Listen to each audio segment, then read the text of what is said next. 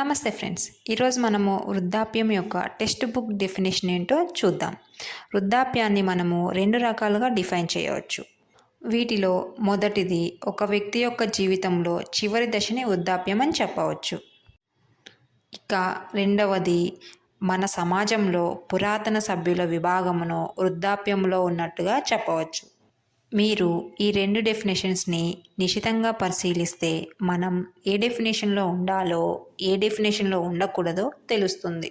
మొదటి డెఫినేషన్ ప్రకారం ఒక మనిషి చివరి దశలో ఉన్నట్లు ముందుగానే స్పష్టంగా తెలుస్తున్నట్లయితే, అంటే బలం పూర్తిగా క్షీణించడం, వయసుకు సంబంధించిన వ్యాధులతో పూర్తిగా ఆరోగ్యం చెడిపోవటం, పూర్తిగా ఒంటరితనంతో మిగిలిపోవటం మొదలగు లాంటి వాటితో ఇబ్బంది పడుతున్నట్లు తెలుస్తుంటే మనం వృద్ధాప్యం అంటున్నాం.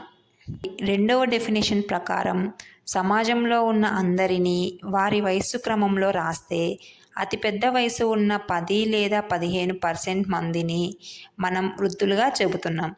ఈ డెఫినేషన్ నుండి ఎవరూ తప్పించుకోలేం. అంటే కాలం గడుస్తున్న కొద్దీ ప్రతి ఒక్కరు ఈ డెఫినేషన్లో చేరుతున్నారు.